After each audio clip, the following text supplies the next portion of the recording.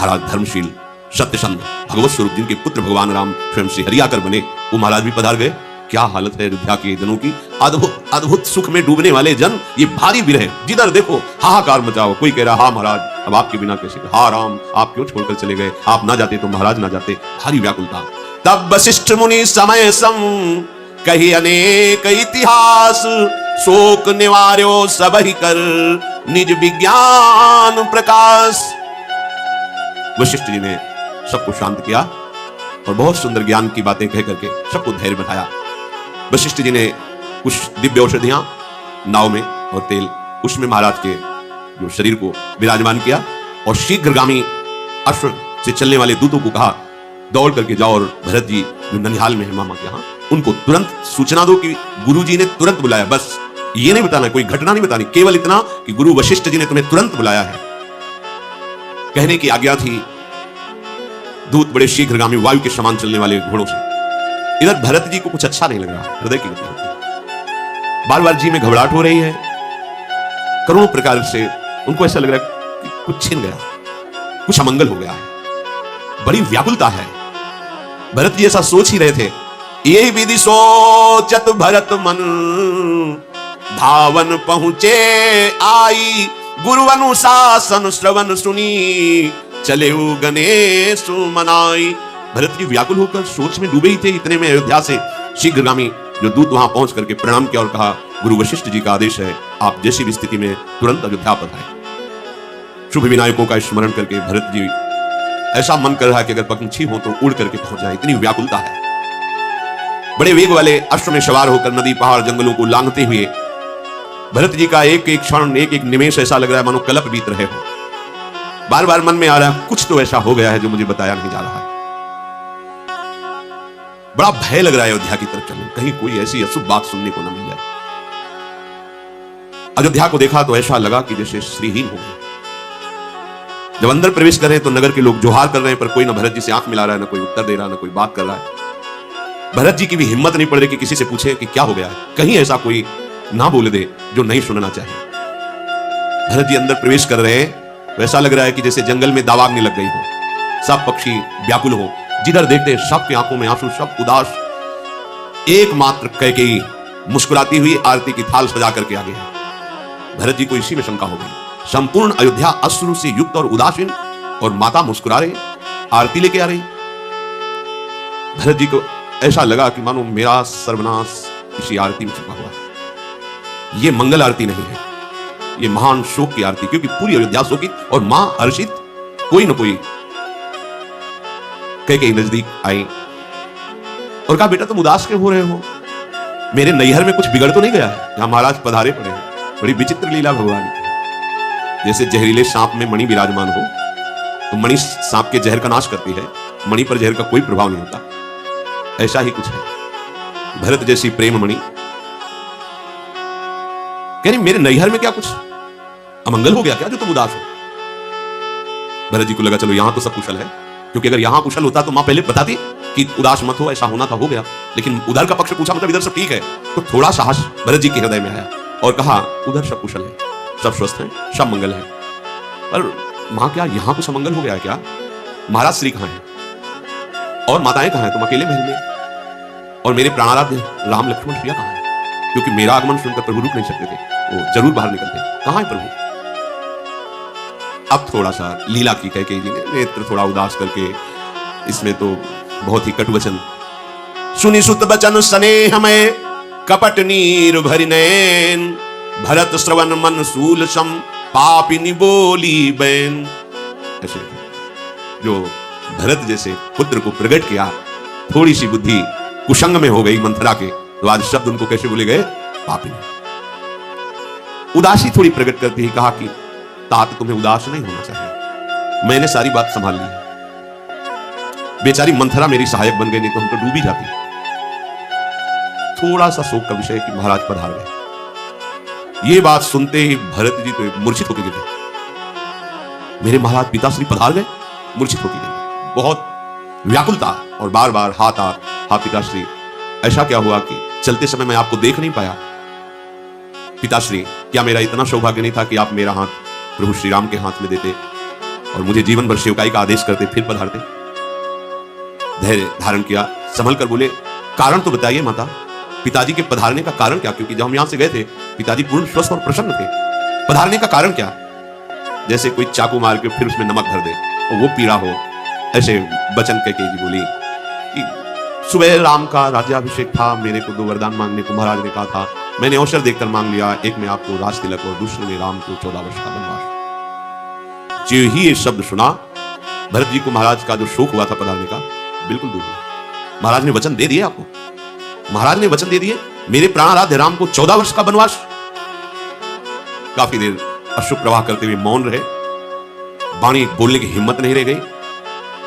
व्याकुल देखकर कैकेयी नजदीक आई, हृदय से लगाना चाहा, भरत जी पीछे हट गए।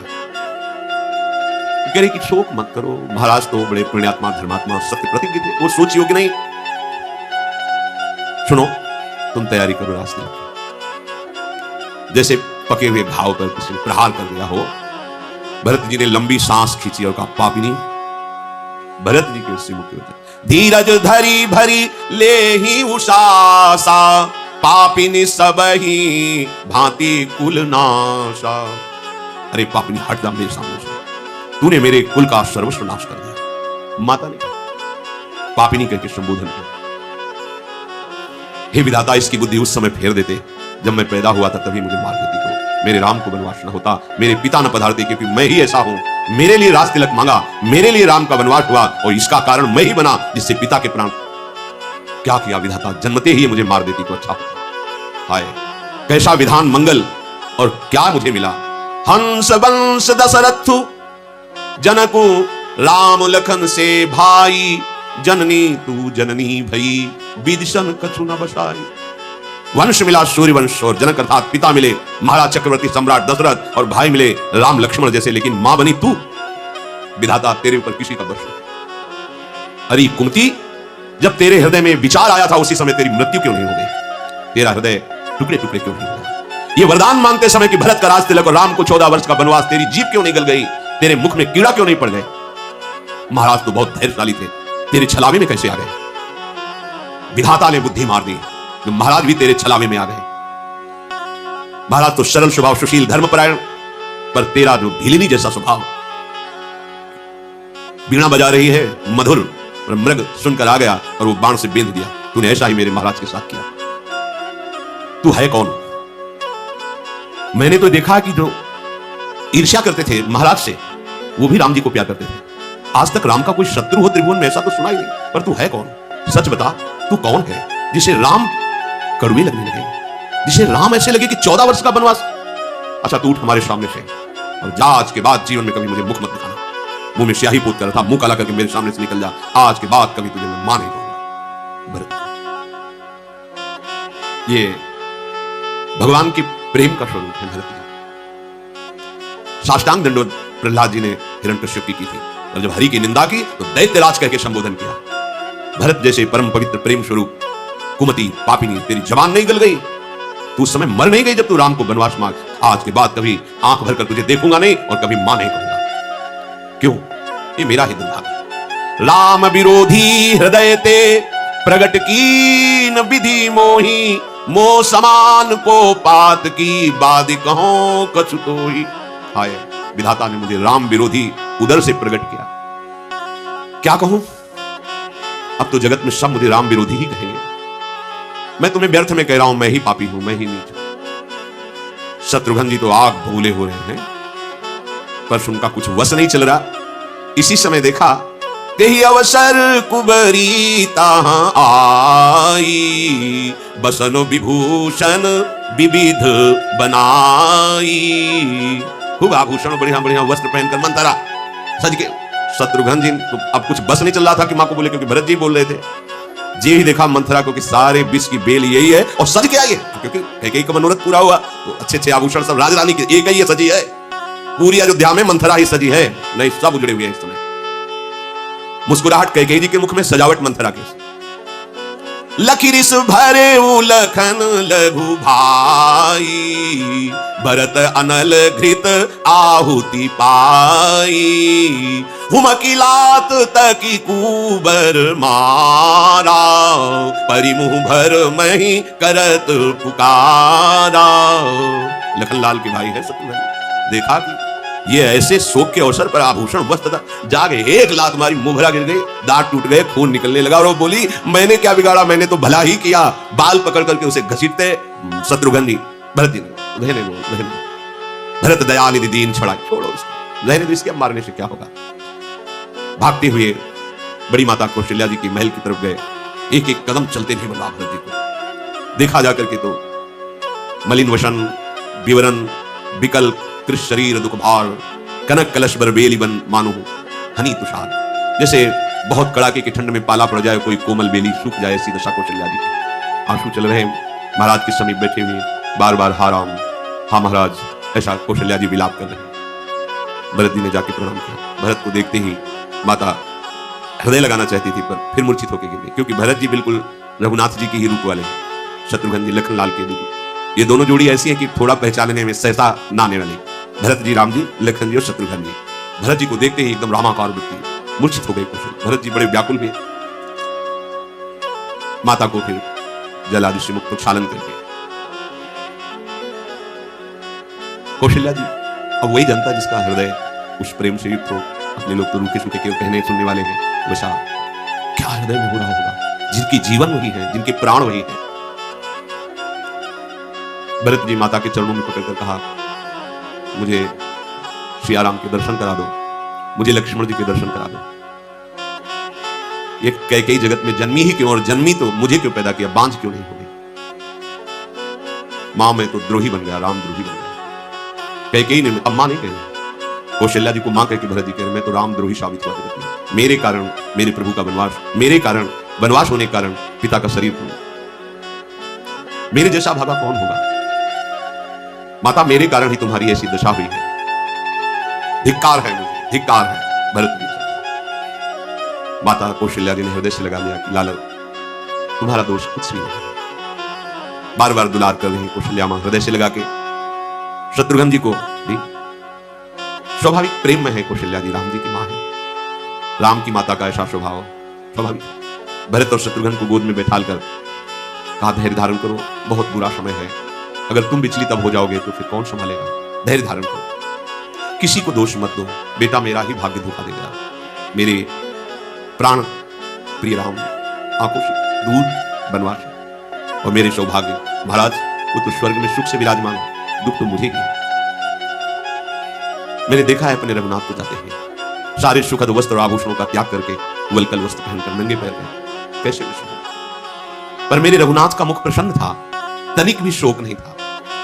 उनके साथ सीता भी चली गई, लखनलाल भी उनकी सेवा में चले गए। तुम कहते हो सिया राम लक्ष्मण का मुख दिखाओ, कहां से दिखाओ। कौशल्या जी भरत जी से ऐसा कहे, हाय कितना पत्थर हृदय है कि मेरे प्राण प्रिय राम सिया लक्ष्मण वनवास गए, महाराज पधार गए, मैं जीवित हूं, पता नहीं कौन सा भोग अभी रह गया है जिसके लिए मैं जीवित हूं। ऐसा कौशल्या, मैं राम सरीखे पुत्र की मां हूं, पर हृदय बड़ा कठोर दिया प्रभु ने। प्रेम करना तो महाराज जाने ना, जीते जी प्रेम करते रहे और विरह में शरीर त्याग दिया, प्राण न्यौछावर कर दिए। मेरा हृदय तो करोड़ों वज्र के समान कठोर है, जो अभी प्राण धारण किए अब कौन सा सुख भोगना चाहता है, ये जो जीवन में अभी बचा हुआ है। ऐसा सुनकर भरत जी चिल्ला चिल्ला के रोने लगे। शत्रुघ्न जी भी पूरा रनिवास, भरत जी सावधान हुए और कहा, मां, बड़े बड़े महापुरुषों के भी जीवन में कष्ट देखा गया है, आप धैर्य धारण कीजिए।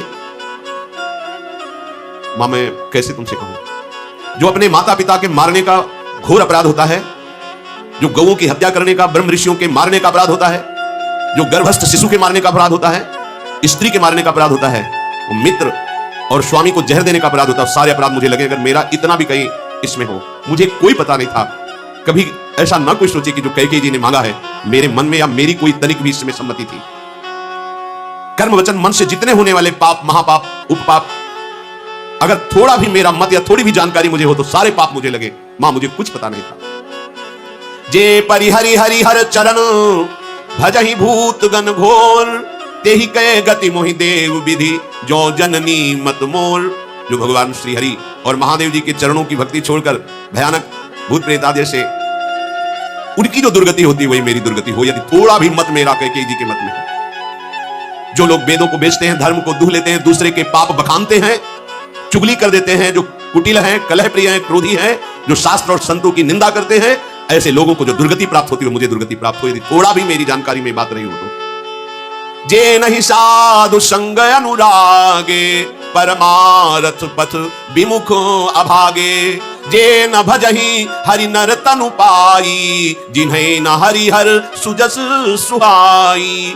तज श्रुति पंथ बाम पथ चलही, बंचक बिरची बेस जगु छलही, तिनके गति मोहि शंकर देव, जननी जो यह जानो भेऊ। जो कभी सत्संग में नहीं बैठे, जिन्होंने कभी संतों का संग नहीं किया, जो अध्यात्म मार्ग से विमुख हैं, जो मनुष्य शरीर पाकर नाम जप नहीं किया, जिनको हरि हर भगवान श्री हरि और महादेव का सुयस नहीं सुहाता, वाम मार्ग में अर्थात निंदनीय मार्ग का अनुसरण करते, उनकी जो दुर्गति होती है, माता मेरी वही दुर्गति हो, यदि मेरा थोड़ा भी कहीं मत हो। मैं इस बात को जाना ही नहीं कि कैकेयी के हृदय में क्या है। भगवान शंकर साक्षी है, अगर थोड़ा भी मत हो तो सारे पाप, उपपाप, महापाप से जो दुर्गति होती है वो मेरी हो।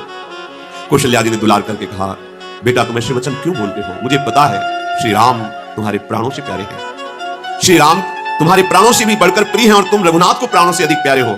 चंद्रमा भले विष चुआने लगे, शीतलता भले आग बरसाने लगे, जलचर जीव भले जल से बिलग रहकर जी ले, पर तुम ऐसा नहीं कर सकते। राम विरोधी भाव तुम्हारे अंदर नहीं आ सकता। ज्ञान होने पर भले मोह न छूटे, तुम कभी प्रभु के प्रतिकूल नहीं चल सकते, राम के प्रतिकूल नहीं चल सकते। अगर कोई सृष्टि में कहे कि भरत की सम्मति है, तो मैं कहती हूं उसे कभी सुगति प्राप्त न हो, दुर्गति को प्राप्त हो। कौशल्या जी ने हृदय से लगाकर दुलार, भरत तुम ऐसा मत सोचो। माता अपने प्रेमाश्रुओं से भरत को भिगो रही। उसी समय भगवान वशिष्ठ, वामदेव आदि बड़े बड़े ऋषि, मंत्रीजन सब एकत्रित हुए और भरत जी से कहा, तात हृदय धीरज धरो करो जो अवसर आज। अब तुम्हारा जो परम कर्तव्य है, महाराज का शरीर नाव पे विराजमान है, रघुवंश की पद्धति के अनुसार अंत्येष्टि संस्कार महाराज का करो। इनकी देह को सुंदर दिव्य नदियों के जल से स्नान कराओ। सुंदर विमान सजाया गया। कौशल्या जी, सुमित्रा जी पीछे पीछे विमान के चलने लगी कि अपने शरीर को हम पूरा करेंगे उनके साथ महाराज के। भरत जी ने चरण पकड़कर मना लिया, मां अगर आप अपने शरीर को महाराज के शरीर के साथ पूरा नहीं करेंगे तो हमारे प्रभु श्री राम को बड़ा सुख मिलेगा। वो जब आएंगे आपसे मिलेंगे तुम्हें बड़ा सुख, राम दर्शन के लिए आप प्रभु को सुख मिलेगा, आपको उनके दर्शन, इसलिए मेरी प्रार्थना। चरण पकड़ करके अपनी माता को रोक लिया कौशल्या जी, सुमित्रा जी। बहुत से सुगंधित द्रव्य, चंदन, अगर, कपूर, गुगल, केसर, इनके द्वारा बहुत बड़ी चिता सजाई गई सरयू तट पर, और वेद विधि के रहस्य को जानने वाले ब्रह्म ऋषि महर्षियों के द्वारा फिर संस्कार हुआ, दाह संस्कार, जलांजलि, तिलांजलि आदि समर्पित की गई। भरत जी ने 10 गात्र विधान से महाराज का संस्कार किया। जैसी जैसी वशिष्ठ जी ने आज्ञा की, वैसे वैसे दान ब्राह्मणों को संतुष्ट करना आदि। बहुत से वस्त्र, आभूषण, सिंहासन, स्वर्ण, मणि, ये सब ब्राह्मणों को दान किया। जैसा महाराज के वंश में होता था वैसा वशिष्ठ जी आदेश करते गए, भरत जी ने सब वैसा ही किया।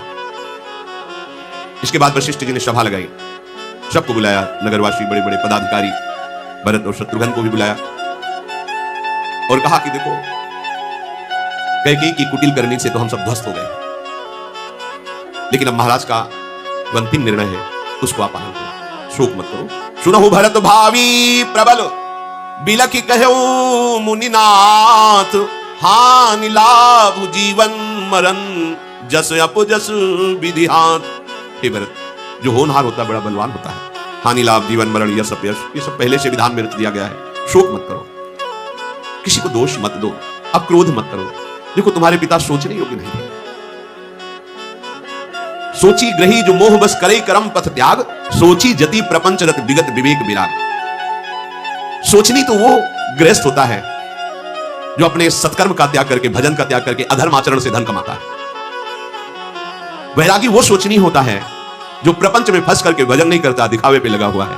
ज्ञान वैराग्य भक्ति से हीन जीवन और वेश वैरागी वो सोचनी है। स्त्री वो सोचनी है जो छल कपट व्यभिचार, पुरुष वो सोचनी है जो भजन रहित, सत्य रहित, अधर्माचरण, व्यभिचार। ब्रह्मचारी वो सोचनी है जो अपने व्रत का त्याग करके गुरु आज्ञा उल्लंघन करना। वानप्रस्थ वो सोचनी है जो तप का त्याग करके भोगों की तरफ बढ़ता है। सोचनी वो है जो दूसरों की चुगली करता रहता है। सोचनी वो है जो क्रोध करके अपने माता पिता गुरु का अपमान कर देता है। सब प्रकार से सोचनी वही है जो अनिष्ट करने की वृत्ति अंदर रखता है, जो मिले उसका अहित करे, अनिष्ट करे, केवल अपने शरीर के पोषण के लिए, निर्दयी स्वभाव, ये सब सोचने। महाराज दशरथ सोचनी नहीं।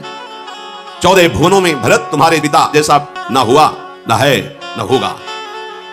कहु तात के ही भांति को करी बड़ाई तासु, राम लखन तुम शत्रुघ्न सरिस सुवन सुचि जासु। महाराज की कैसे बड़ाई की जाए? जिनके पुत्र भगवान राम हैं, लक्ष्मण हैं, तुम और शत्रुघ्न हो, भला इनके जैसा कौन हो सकता है? इसलिए विषाद ने महाराज की अंतिम आज्ञा का पालन किया जाए। महाराज ने पहला वरदान दिया कि तुम्हें राज तिलक हो, दूसरा वनवास। राम जी ने आज्ञा का पालन किया वनवास में, अब तुम तैयारी करो और हम सब मिलकर अयोध्या का राज तिलक करते हैं। आप राजा पद पर बैठकर प्रजा का पालन करो, माताओं की सेवा करो, इससे प्रभु श्री राम को भी सुख मिलेगा। अब उचित अनुचित विचार करने का नहीं, आज्ञा पालन करने का समय है। जब प्रभु को पता चलेगा कि अयोध्या नरेश के पद पर भरत को तिलक किया गया तो बहुत दुखी होंगे। मैं उनके स्वभाव को जानता हूं। वशिष्ठ जी ने कहा, कौशल्या जी ने भी कहा, बेटा जो गुरुदेव कह रहे हैं वही बात मानो। अब पूरी प्रजा दुखी, यदि आप राजा बनोगे, जब तक प्रभु नहीं आते हैं तब तक आप राज्य करके प्रजा को सुखी करो। इसके बाद हम जानती है तुम्हारे स्वभाव को, वो राजपद तुम राम को देना। गुरु आयश हाथ जोड़ करके पूर्ण करना चाहिए, अर्थात गुरु आज्ञा को नतमस्तक होकर तत्काल पालन में तत्काल तुम वैसा करो। जो गुरु आज्ञा का पालन नहीं करता उसकी गति विषाद युक्त होती है, वो दुख को प्राप्त होता है। माता की वाणी सुनकर भरत जी सभा में खड़े हुए, दोनों हाथ जोड़े, आंखों से आंसू चल रहे, उत्तर देने की सोच रहे हैं पर बहुत संभालना पड़ रहा है। मतलब इतना दुख हो रहा है ये बात सुनकर। गुरुदेव, माता, मंत्री, प्रजा सभी की तरफ हाथ जोड़ करके प्रार्थना की और कहा, आप लोगों ने जो शिक्षा दी बहुत अच्छी दी, बहुत अच्छी शिक्षा दी। मेरे लिए यही शिक्षा है, राम विरोधी का यही सम्मान है। मेरे प्राणाराध्य प्रभु नंगे पैर वनवास और मैं अयोध्या का राजा, अच्छी शिक्षा दी। पित सुरपुर सिय राम बन और करण कहो मोहि राज, यह ते जानो मोरहित कयापन कर। हाँ, ये मेरा भाग्य है, आप जैसा आदेश कर रहे हैं, इससे प्रजा सुखी होगी, हम सुखी हो जाएंगे। वाह, आप सब गुरुजन, प्रजा और माता बड़ा बढ़िया उपदेश कर रहे हैं। पर आपको एक बात प्रार्थना करना, पहला हमारा कार्य होगा श्री राम के चरणों का दर्शन। इसके बाद जो आदेश प्रभु करेंगे वो शिरोधार्य है। अगर आप चाहते हैं कि मेरा जीवन सुरक्षित रहे तो दोबारा राज तिलक की बात न कही जाए। मैं एक ही उपाय देख रहा हूं जिससे मेरे प्राण रुके हुए हैं, बिना श्री राम के चरण देखे। अब दूसरी बात, शोक समाज राज के ही लेखे, ये अयोध्या का राज, ये त्रिभुवन का राज भी दे दिया जाए तो मेरे हृदय के शोक को शांति में बदल सके, ऐसा संभव। लखन राम सी बिन कर, बढ़िया बढ़िया सोने के आभूषण पहना दो, सारे कपड़े उतरवा लो, कैसा लगेगा? बहुत वैराग्य है लेकिन ब्रह्म तत्व को नहीं जानता, या ब्रह्म का प्रवचन कर रहा है और दृढ़ वैराग्य नहीं। महाराज, आप जो हमें उपदेश कर रहे हैं ये बाद में सुनेंगे, आप सबकी बात।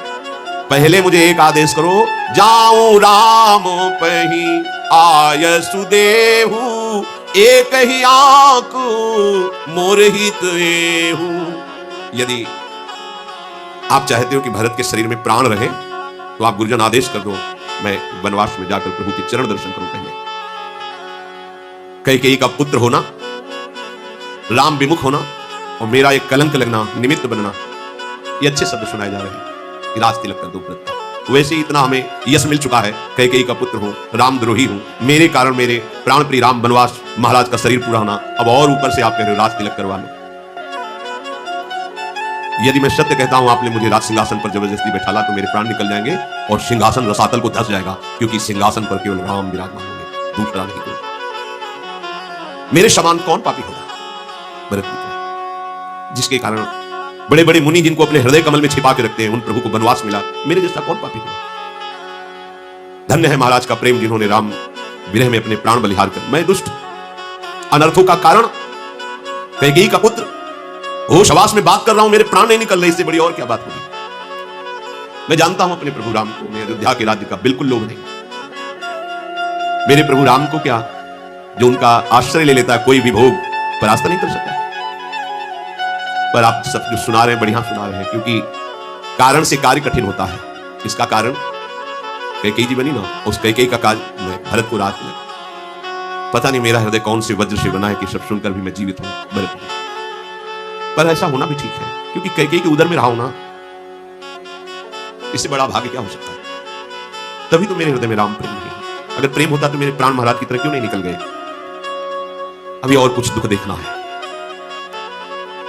लक्ष्मण जी, धन्य जीवन तुम्हारा मनोभाव से, तुमने राम के चरणों का आश्रय लिया। मैं पति ऐसा राम द्रोही कहलाया। भरत जी प्रेम का स्वरूप है। प्रेम मतलब यही आश्चर्य की बात है। भरत जी प्रेम का साक्षात स्वरूप है।